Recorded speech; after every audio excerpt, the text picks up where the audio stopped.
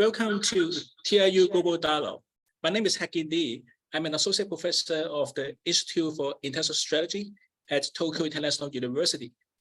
Our speaker series, organized by Tokyo International University's e-track International Relations Program, has been bringing together leading experts, academics, policy practitioners in the field of international affairs since 2019.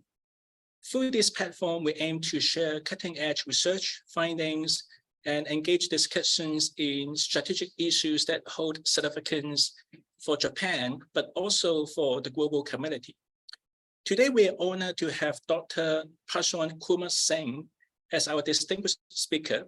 Dr. Singh is a renowned expert in India-China relations with a deep interest in Taiwan. His expertise extends to India's engagement in East Asia, making him a valuable voice in the realm of Indo-Pacific issues.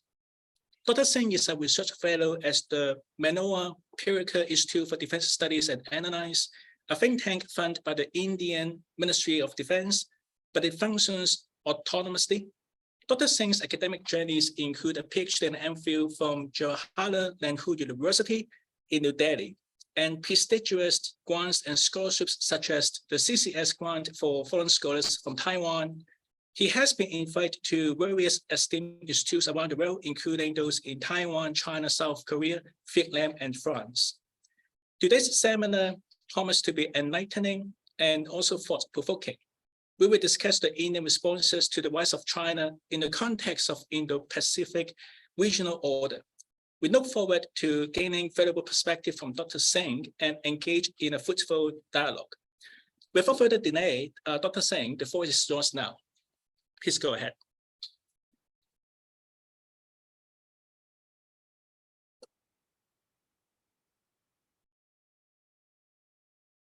Is my PPT visible? Yes, please go ahead. Thank you, Professor Haq, for inviting me and for giving me this wonderful opportunity to interact with you and with your colleagues, and most importantly, with your students. And today, I will speak on India's response to the Chinese power in the context of how it is challenging Chinese unilateralism and upholding multilateralism, multipolarity in the Indo-Pacific. And I will wind up my presentation in 35 minutes or so. And so therefore, I have prepared a PPT for you. So it will give you an anchor to what I am saying. So this is the layout of my presentation. I would like to highlight that India-China relations basically closely reflect China's evolving foreign policy and security scenarios. My generalized point here is that basically I feel that China does not have any independent India policy. Its India policy is subject to its assessment of global security and strategic situations and regional regional security and strategic assessments. And then I will give you just a short anchor that whatever we are seeing in India-China relations is basically a general reflection of China's renewed foreign and security policy that we are seeing under President Xi Jinping in the present time. And then I will move towards India-China relations first.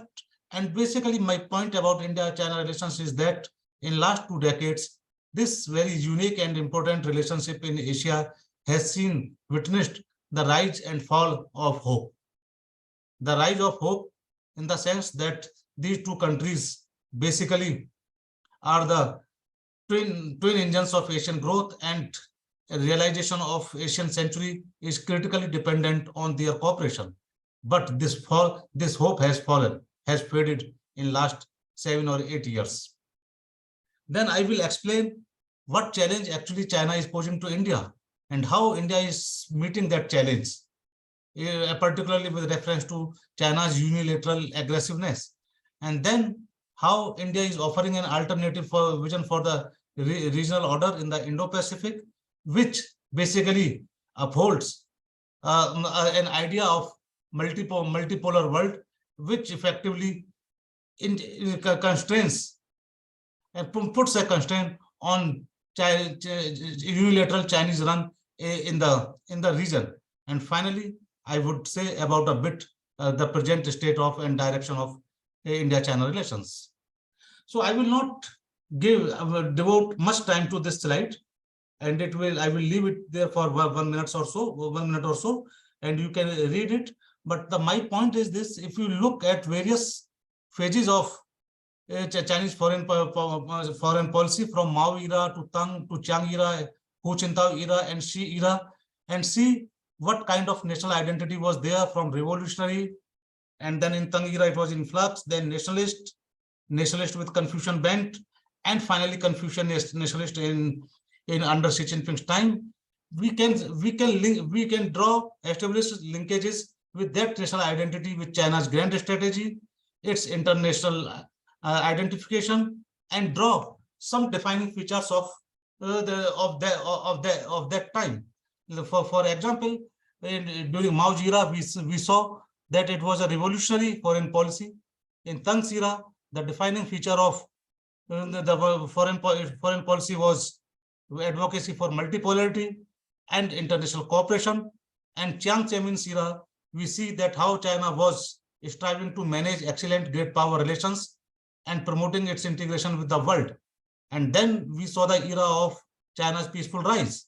And now we see under Xi Jinping's era, how China is striving and emphasizing its equal geopolitical status at par with the US. And we see a sort of attempt to create a China-centric regional order. And if we see what were the quality of India-China relations, so we will see that in different phases, the quality of India-China relations closely reflected which overall Chinese foreign policy from Mao Zedong's era up to Xi Jinping era. That you might have seen that how immediately after 1947 and 49, initially it was an era of post-colonial and post-imperial solidarity, but which did not survive the 1962 war.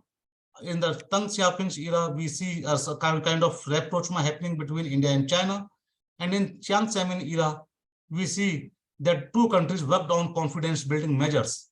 And Hu Jintao era, the preceding era of Xi Jinping's, that we see the emphasis of this relationship was engaging, managing, and deepening of cooperation. But now, as we see that the present phase is marked by divergence, discord, and military clashes. So it is again closely reflecting in what is happening in overall Chinese foreign policy. And if we look at this slide, I will not go into much details. This is for you all to see that these are some defining features of the Chinese foreign policy under President Xi Jinping. That under Xi Jinping, China has finally and decisively broken away from the old 24-carat strategy of lying low, bide your time, and maintain low profile. And basically now it is one for this is basically about striving for achievements, and in which China is clearly proposing a new model of major power relations. That basically means China is a geopolitical equal to great powers, particularly to the US, and it has the responsibility to jointly manage with them global affairs. And then it basically is proposing a community for shared future for mankind, which in many ways in the regional context, we see that it is visualizing a regional order that is substantially China-centric. And all these global development initiative, global security initiative, global civilization initiative, which President Xi Jinping has proposed in the recent years, basically tells about the China's enhanced global status, its geopolitical status, and Chinese ambitions and aspirations in the world.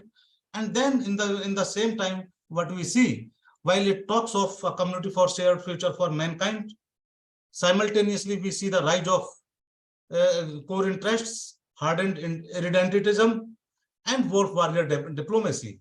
And if we look at the specifics for it, then we see while it talks of opposing exceptionalism, but on the and Cold War mentality, etc. But we see a particular slogan coming from it that Asia for Asians and Americans should be out from the region. And then if we see actual behavior, it's foreign policy behavior. So we see smaller countries like South Korea, Philippines, even Indonesia, and and Vietnam. They have been under pressure on various territorial issues in which China has exerted its economic, political, and military pressure on them.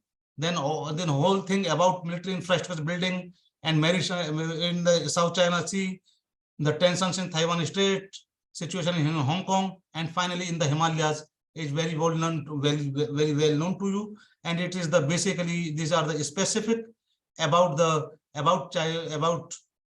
foreign policy and security policy that China is pursuing under President Xi Jinping. Now I am coming very quickly to India-China relations. As I mentioned, that we for more than 2 decades, we had a feeling of optimism and a sense of hope for India-China relations.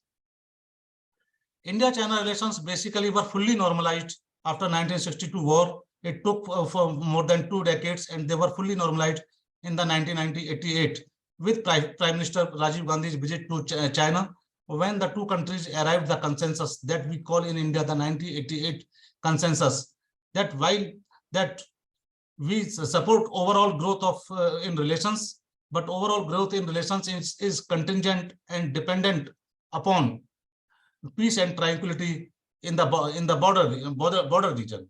And following that, the 1990s saw important CBMs for signed for peace and tranquility in the border region. And there were some very positive things happening in the 1990s and in the early 2000s, that the two countries appointed political level special representatives for boundary negotiations. They signed the agreement on the political parameters and guiding principles for settlement of the India-China boundary question in 2005. The crux of this agreement was that they agreed not to unsettle the settled population, or should we say, to take care of the interest of settled population in resolving their boundary dispute. Overall understanding this period, and I particularly say that period from around 2003 to 2012 or 13 was the best ever phase in India-China India-China relations. In this phase, the two countries basically arrived at a strategic perspective. That strategic perspective basically said that cooperation can prevail over friction, and this world has enough space for two countries to grow together. And this understanding set the tone of relations. And that was the time when the narrative discourse of Chindia emerged in the early 2000s.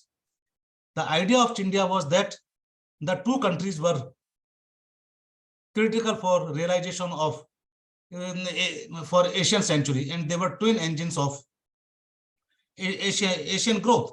And if we go into the specifics, so we see that the trade basically phenomenally increased from meager to around 2 billion in the beginning of the in the 21st century. Now it is more than 100 billion. And extensive dialogue architecture, close to 40 dialogue mechanisms were created. And this overall, the period was of stability. Differences were there, but cracks were there, but there were papers put on the cracks during this period successfully. The focus was on managing good relations, and the two countries successfully did that for around, I say, from 2003 to 2012 or 13. But by the mid 2010s, this hope began to fade. As economic, basically I would just make a generalized point here because I have to move towards the more contemporary part, which you must be eagerly waiting for that. So, but I have to give a perspective. Perspective is this, that by the mid 2000s, as economic and military disparity between India and China grew markedly, sharply. Chindia, the idea of Chindia fell off wayside. Indian interpretation is that in the early 2000s itself, when some people were talking about Chindia, China barely tolerated that idea, showed that barely showed some respect to that idea, but it was never very comfortable with the idea of Chindia, which basically recognized India as a peer power of China in Asia. The point here is that people argue, and with some merit, that historically China has been uncomfortable with India accepting India as a peer power in Asia.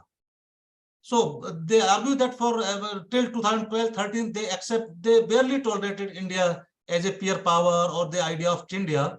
But by the time when President Xi Jinping came on the Chinese horizon, the economic difference and military difference between the two countries grew very sharply. And this idea of Chindia fell off the wayside. At this time, as we know, Chinese self-perception under Xi Jinping changed phenomenally. It began viewing itself as a geopolitical equal to the US and assertive and became very assertive and demanding for respect in the global affairs as a great power. And it became very uncomfortable with the idea of seeing India as a peer power in Asia. But the problem was that even though China's rise was phenomenal, India was also rising. India was also growing, albeit at its own comfortable pace. India also became assertive and demanding for reciprocity in return of its support for Chinese interests and sentiments, particularly with reference to the one China policy. And also, more importantly, India's own growth trajectory began to make India and China cross each other's path in international geopolitical and geoeconomic realms. By mid-2010s, the canvas of Indian economy, canvas of India's interests, which involves military high technology to industrial technology, cooperation with the US and European countries, had phenomenally increased. So India's status was also increasing, and India's aspirations that we first saw in its demand for the energy waiver in 2008, which it successfully got with the help of the US. That was the first sign in a way. So we see that India's was also rising. So that rise basically made India and China cross each other's path in many ways. So that was the change that came sometime around finally in mid-2010s. And here onward, we say the hope that we saw in the first decade of this century basically began fade by the time the two countries entered into the second decade of this century. So this slide, I will not go into this. When I say this is interpretation by this is a scholarly interpretation that how China classifies its neighborhood and where it puts basically India in its scheme of the thing for the world. So the point is here that China certainly will not accept India as a great power, forget great power as a peer power. In this classification, it sees India as a sub-regional great power. What does that mean? Basically, a South Asian power. That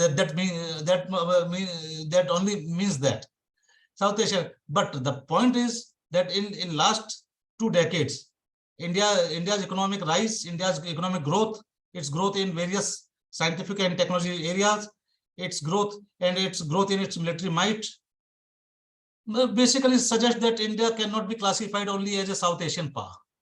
If we look at its engagement across the regions, and that is the reality which is basically disturbing Chinese scheme of things vis-a-vis India, and from there this confrontation, this discord is coming, in my view.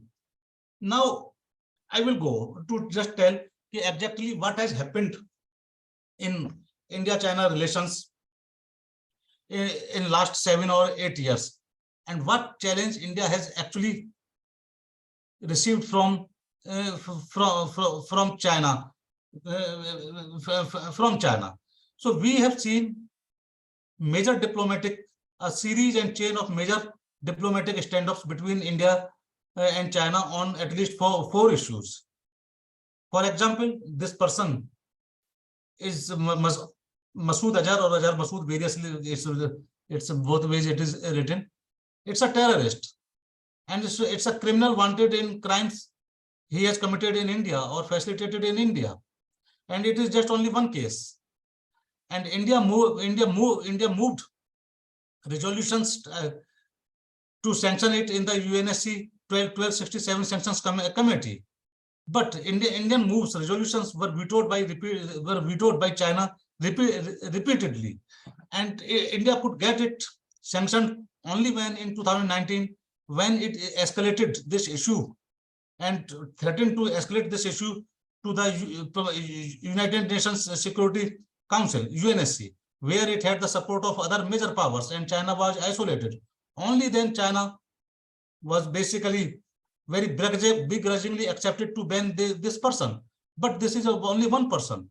First of all, it took many efforts, repeated efforts to ban this person, but then there are many more. And even recently, China has vetoed some Indian resolutions to ban certain Pakistan-based terrorists.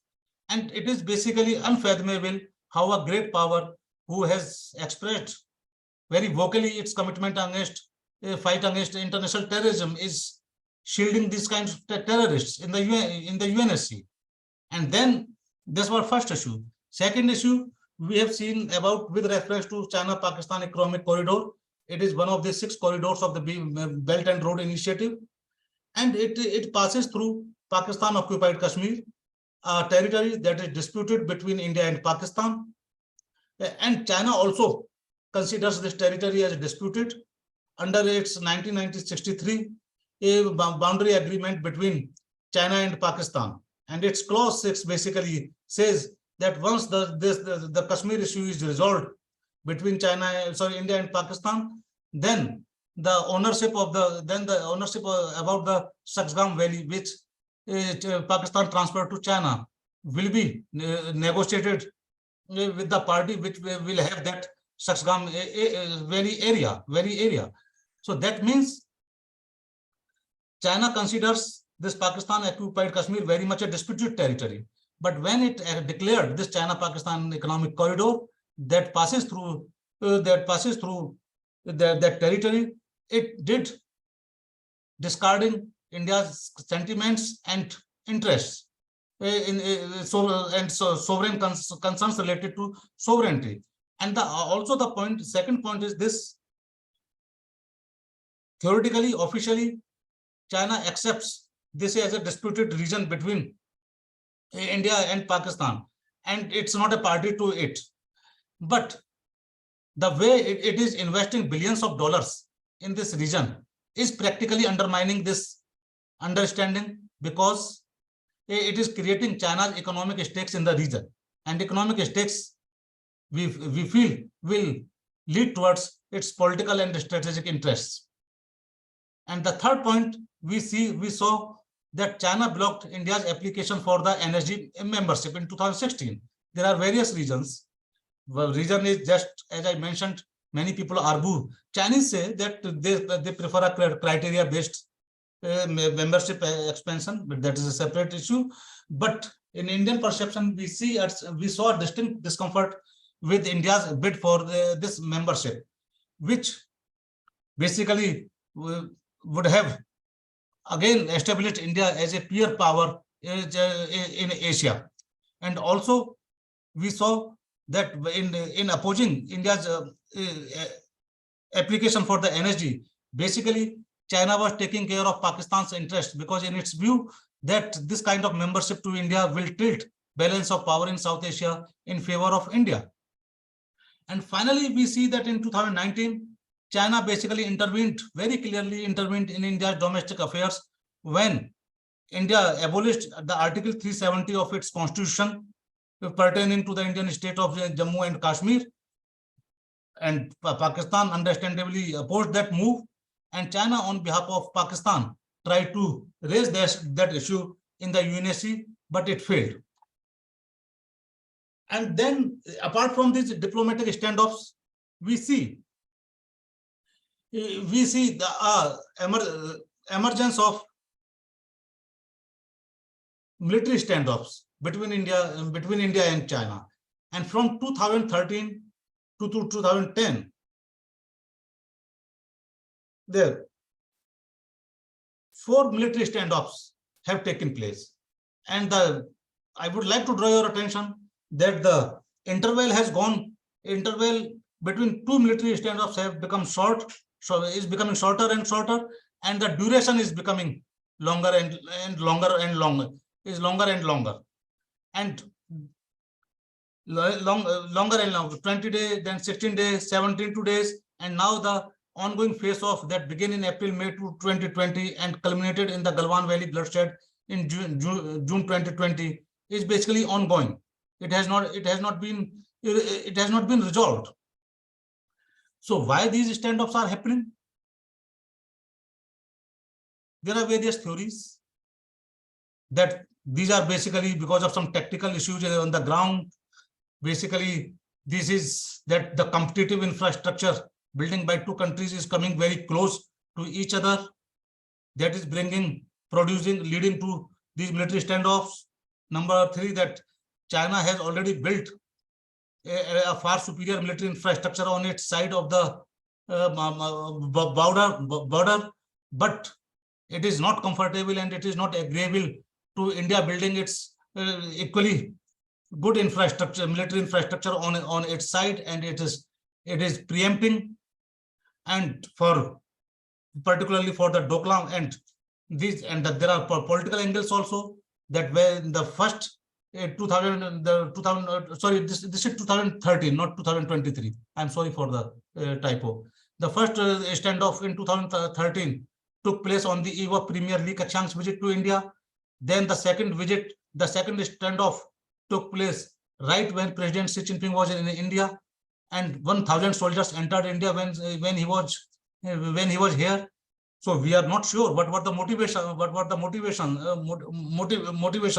whether it was because of some factional politics in China, or it was a message from them to India testing some waters. It is very difficult to know. But the point is this: these kind of repeated standoffs basically has deepened mistrust between the 2 countries. And now I'm coming to the present standoff that is going on, the Galwan Valley bloodshed, because this standoff is very, very crucial, because in earlier standoffs the gravity was different. Gravity was not was at different and lower levels, and then we are not sure about many actually what happened on the ground.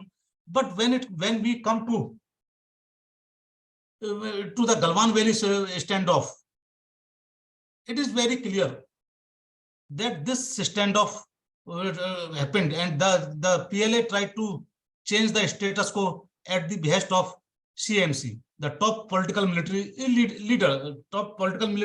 leadership. Because why it happened, the Chinese side have never offered any convincing explanation, at least not in the public. And if you go by the communications by our government, so probably our government has also not been very categorically told why Chinese did what they did in April, May 2020. That was and what they did was basically they mobilized unprecedented scale of the troops and tried to change the status quo in the eastern Ladakh region, in the border areas. And this attempt was this development was very puzzling, because it took place in the backdrop of 2 successful informal summits between Prime Minister Modi and President Xi Jinping: the Wuhan summit in 2018, the Mamallapuram summit in 2019 in October or November, as I recall, And in April, May 2020, the PLA troops came. So what was the purpose of those visits? And also it is also puzzling that throughout the course of the Western pressure on China regarding the COVID-19 outbreak, the Hong Kong protest in 2019, and the pressure on vis-a-vis Xinjiang and also basically Xinjiang, India had maintained a benign and friendly stance towards China on these issues. So what was the provocation? Provocation is not clear. So these are basically some probable answers. Basically, maybe China reacted to India's abolition of the Article 370. Did China perceive a threat to Pakistan and come forward to help it?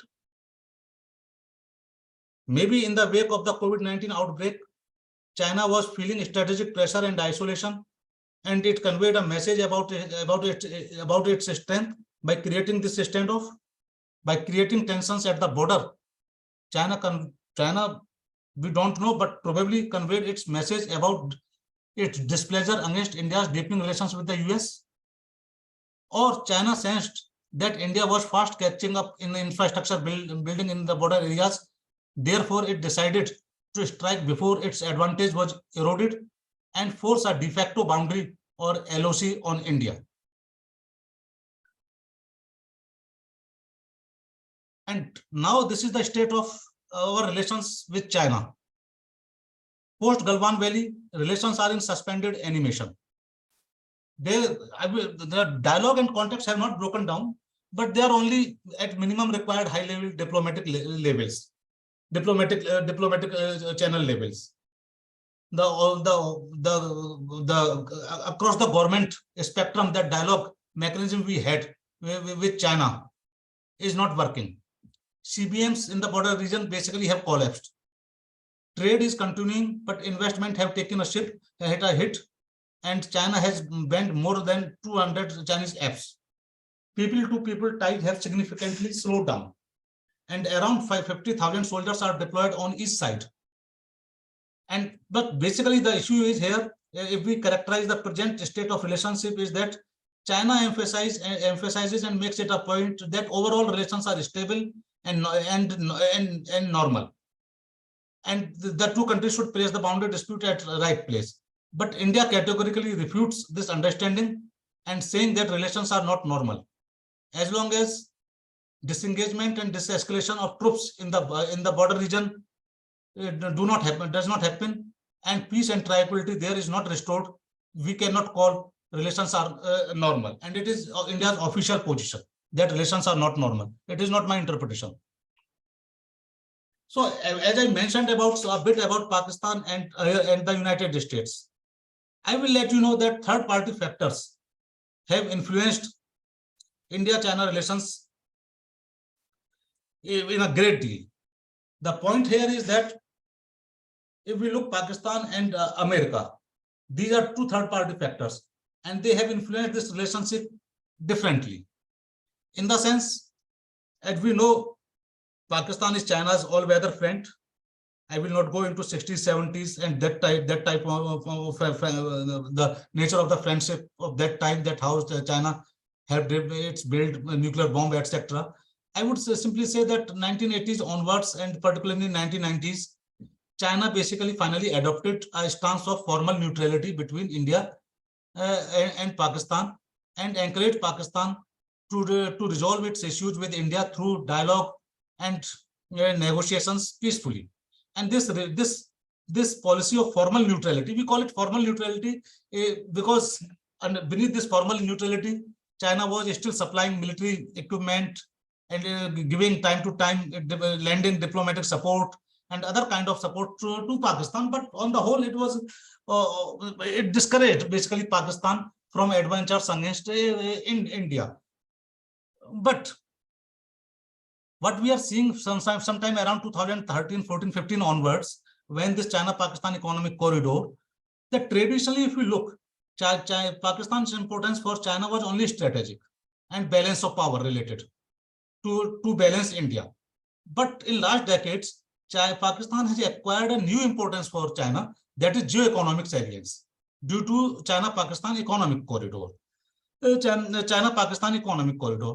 and growing Chinese economic interest in Pakistan basically has again hyphenated India-Pakistan policy. Once again hyphenated them, and many of its actions, like shielding Pakistan-based terrorists in the UNSC Sanction Committee, or even opposing India's bid for application for energy membership, is explained by its enhanced and deepened interest in Pakistan post CPEC.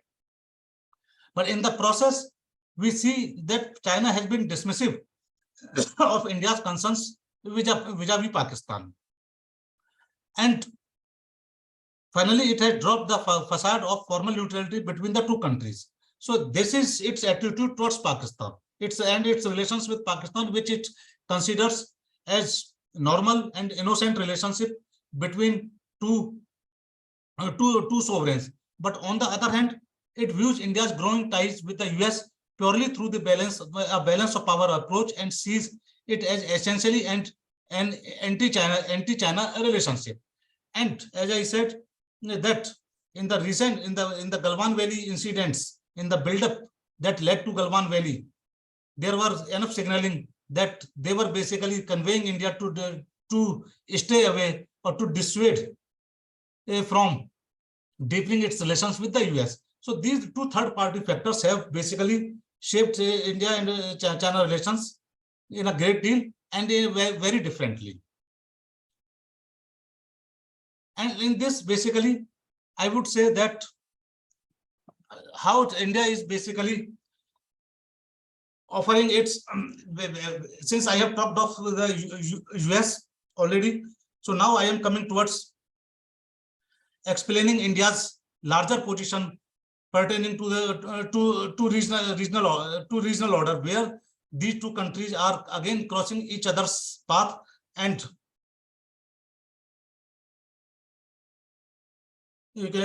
crossing each other's path in the regional setting. And we see, we are aware about the concept and vision of Indo-Pacific region. And I will not go into details because that would require a separate and very lengthy exposition. I would simply say that on this, the Indo-Pacific, the concept of Indo-Pacific region has acquired a wide currency in international politics, and now a fair degree of convergence about the understanding about the nature and contours of this concept has emerged between leading countries like US, Japan, Australia, India, even South Korea, and then ASEAN, and many European countries. And India is basically pushing for, and more or less all the countries are pushing for, free, open, and inclusive Indo-Pacific region. And it is basically contrasting with China's Asia-Pacific regional construct or concept, which India considers now an outdated construct. Because now in India's view, Indo-Pacific region is much more natural, and much more closer to the reality of the time.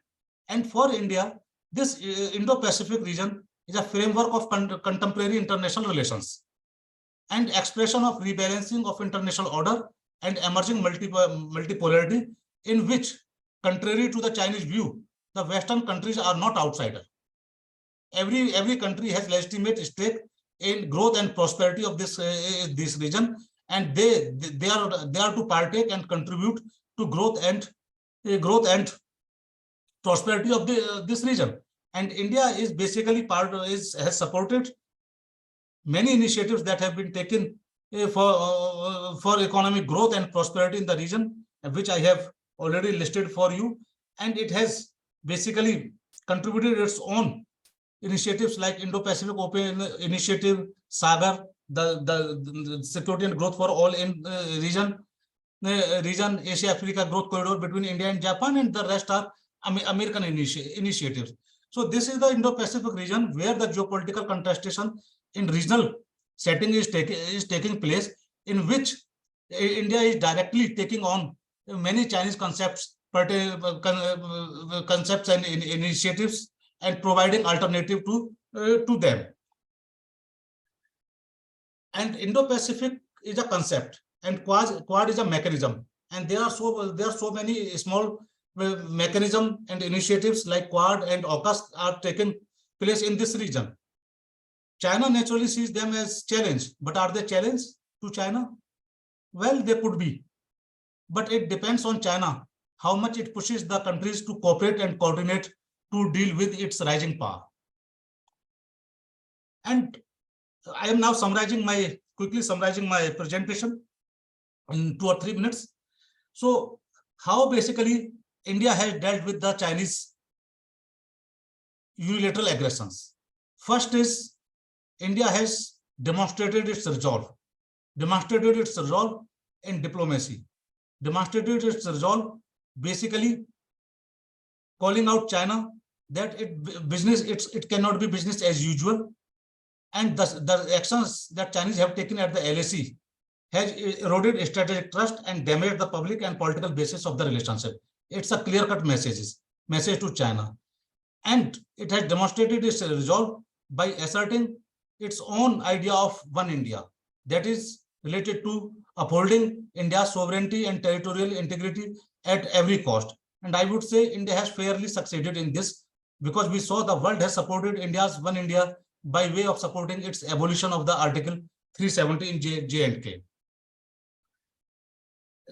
And it has demonstrated resolve in the military arena. The Galwan, the military mobilization by China into 2022 April-May came initially as a surprise. But after initial shock, India regained, and its maneuver in the Kailash range operations, basically a tough message to China, and India has held its ground remarkably. And if we look at, and it's a long-term process, that India has basically conveyed a strong message to China that overall power metrics may be in favor of China, but when it comes to usable power in the border areas, usable military power, India will not fare worse. And this message has been given very clear and loud to China. And this is about measures that India have taken in the economic regions.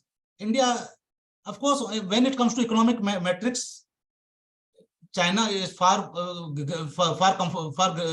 more comfortably placed. But on its side, what India has done is more than about economics. It's a political messaging. It's a political message not only to China, but to the other countries also, that it's not difficult to handle China. China can be handled. India has attempted to reduce its economic exposure to China by basically restricting Chinese investment in critical high technological areas and putting Chinese investment under greater scrutiny. And the second part is basically, which is more substantial, that India is part of various conceptions of alternative supply chains, and it is also striving hard to project itself as an alternative location for world manufacturing, particularly in electronics, and it has pursued an India-based international collaboration for semiconductors. And I would not say that the success is not short-term. Success is always will come in long-term, but the world has taken note of India's bids in a very benign way.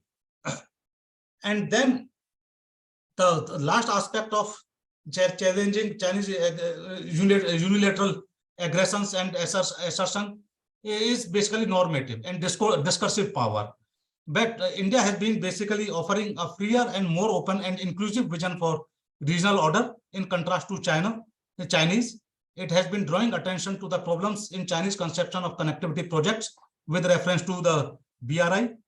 It is vocal, and it's a leading country, and probably the only country that officially questions the financial sustainability, basically pointing out to the debt trap, environmental concerns, and sovereignty issues that the BRI creates. And in addition to that, within the framework of Indo-Pacific and Quad, India has been strengthening its geopolitical partnerships and geopolitical political ties, and very successfully with Australia, Japan, and the US. And Prime Minister Modi's recent visit to the US was a very successful visit that is aimed to take India to the next level of India-US relations, to the next level of cooperation between the two countries that will be defined by the cooperation in high technology arenas. And finally, what is the message I am trying to say? That India, the old discourse of India-China friendship is gone. China on its parts no longer countenances India-China as a twin engine of Asian growth. And it is struggling to find a proper place for India in its scheme for the world. India's policy has once again got hyphenated with Pakistan. And in its perception, it has lost India to the US. And now it is more interested in consolidating its ground level territorial interests and imposing de facto border or line of control on India. But on the other hand, it's unilateral, as my presentation has just demonstrated you and shown you, that Chinese unilateral and aggressive actions have set India free from any concerns about Chinese reactions and sentiments in its dealings with the great powers. In fact, the purpose, as we see, that the purpose of Chinese unilateral actions and aggression towards India was to drive a message that India should stay away from great powers, particularly from the US, in deference to China. But the result is opposite. The Chinese actions have yielded the completely different result, and they have set India free from any concerns that India can have about its Chinese reactions and sentiments in its dealing with great powers. And the future is now unsteady, and we do not know how long it will take for the two country relationship to become again steady. Thank you. Thank you so much, Dr. Singh. Thank you. I hope that I stuck to the time limit. Yes, well, it's a bit, but thank you. So we now open the floor to the classroom here. Any questions regarding the topic here? You can now raise up your hands, and those who are on Zoom, you can also try to raise any questions that you have. Okay, while we are waiting, yes, Chika. So you mentioned about the Doklam Plateau and the standoff between India, China, and Bhutan. Yes, yes. So my question is, with Bhutan and China signing the MOU of the three-step roadmap trying to solve the border dispute, what does this mean for India? And what does this mean for India-Bhutan relations as well? Because I know that they've been partners for a while. No, I see. Bhutan and China have their boundary dispute. There is no doubt, and Bhutan is a sovereign country, and it has every right to negotiate its boundary with China. But at the same time, it has very special relationship with India. With India, and India is more or less responsible for. India has got some commitment more or less for its defense if it needs from India, but the standoff I mentioned was in the tri-junction area. So the situation is very unclear there, and it is very close to the Indian border, and there is some difference of perception exactly where the tri-junction is formed. The difference of perception is there between India and China. So that was the crux of that.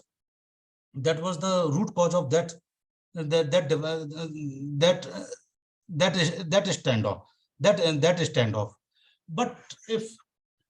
standoff. But if anything, but the point is, Bhutan has signed MOU, and Bhutan, sooner or later, we hope that they will resolve the boundary dispute, and every country should resolve the boundary dispute.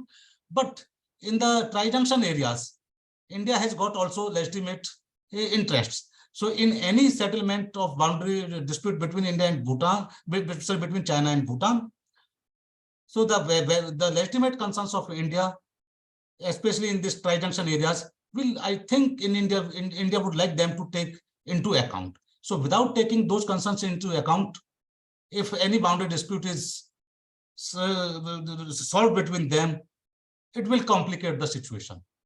But I hope that the two countries will keep this in mind, that the situation is transaction areas is completely different. For example, say in the situation at the northern boundary of Bhutan and China, where India is not present. Thank you, Dr. Singh. Any other questions from the floor? Yes, we have Patrick. When you were talking about multilateral approaches between India and China, there's one organization you seem to not really involve, which was the BRICS. Do you see there being any potential for BRICS to cooperate between China and India, or do you think the bloc is more or less falling apart or will remain stagnant? Thank you. So I very much I very much support the idea of BRICS, and even of idea of RIC also, Russia, India, China, and all these simply say validates our theory that Indo-Pacific is a natural region. It has got so many initiatives like Quad and AUKUS on one hand, and BRICS and RIC on the other hand. But BRICS has a different purpose. It should be a carrier to addressing the needs and requirements of global South. So that way, we are very much hopeful about this. About the BRICS, we support this. I support this, but I agree from where I can understand from where are you coming. But for any this multilateral grouping to succeed, a certain level of political trust and confidence between the leading members of that group is required. So to that extent, it's a shortcoming. So, but as BRICS is enlarging and its membership has been enlarged, so I see that the space for the friction between the two countries, political frictions between the two countries to impact this grouping will become less and less. Yes, Max. My question is quite simple. So we are talking about increasing frictions between China and India. So do you think it's already dragging India and China and their neighbors, or there have any risks dragging the two countries and their neighbors to the armed races already, or they have this possibility to drag them in? Thank you, Professor. No, I understand your sentiment and the concern, because if, as I say, that as we feel in India that this relationship is very critical for peace and stability in the Indo-Pacific region, and if the present state of affairs between the two countries lingers and continues for some indefinite period, so of course it will lead into arms race, and it will lead to increased expenditure on arms and weapons and military deployment. Already close to 50 to 60,000 troops on each other side are there in the high Himalayas. Maintaining and sustaining them is a very costly affair. So this kind of relationship will come with its own cost, and it can have regional repercussions also if it is not contained and if it further escalates. So that is already happening, in the sense that this kind of the relationship that we have developed, we have seen developing last few years, has basically required increased investment in sustenance and maintenance of troops, military infrastructure, etc. And if it goes on, it will naturally lead for more action, require more expenses. So that's a possibility. But then the two countries, I will not say only China, I will say that the two countries should show wisdom and try to resolve this situation as soon as possible, because situation is not really normal, and it is disappointing that the relationship between the two great and two big neighbors like India and China has gone to this low level. It has to come out from there. Okay, we can have just one more question, I guess. We're going to end up within 4 or 5 minutes. Any last question here from the floor? Okay, if no, then I take the privilege as a moderator. I would like to ask a question to Dr. Singh. I understand that when you mentioned in your presentation, you talk about a puzzle. The puzzle is that China actually started some provocative gestures and dispute with India. So that would be the time when you have some internal difficulties in China, including Xinjiang, Hong Kong issues, right? And you suggest that there will be different factors why China behaves so assertively. But I guess that we have no time to discuss that. I mean, China is rationally behind, but I have a broader puzzle here. When people refer to the role of India in Indo-Pacific, would you consider India as a strategic balancer in that Indo-Pacific order? Because most of the time we have heard the narrative from, let's say, Moody. Moody keeps saying that India would like to see an inclusive order rather than something exclusive. So clearly India is not on the same page with the United States when you refer to what's the meaning for Indo-Pacific framework or strategy, that kind of stuff. So would you consider India a strategic balancer, would try to do something between the two sides? India is not going too close to the state, but neither India would be a friend to China. So how would you consider that strategic balancer role regarding India in the Pacific? I would answer that differently, that a strong and robust India itself is a hedge against China in Asia. Its mere presence here, if India is strong, robust, and closely networked with the US, India, in details, there may be differences between them, how they exactly visualize the Indo-Pacific. That's a different thing, but broadly they are more or less on the same page, and those differences and nuances are not very critical that they will hinder their cooperation in the Indo-Pacific region. And given that, if India is well placed in this networking and it is strong and robust, so this mere presence of India, if China like it or not, as a peer power in Asia, will be enough to be a balancer. Yes, thank you so much, Dr. Singh. Thank you. So I would like to end up the section here. Thanks for coming today. We have a full house here. This is one of my classes in international relations of Asia-Pacific. So can you join me to thank you, Dr. Singh, once again here, so that we're going to stop that seminar today. Let me thank you, Professor Hawk, for inviting me, and for the students for listening to me and asking me those wonderful questions. And my sorry and apologies that I jumped the time limit by, I think, 3 or 4 minutes. Okay, thank you so much, Dr. Singh. We hope that we can keep in touch sometime here. So see you then. Thank you. Bye-bye.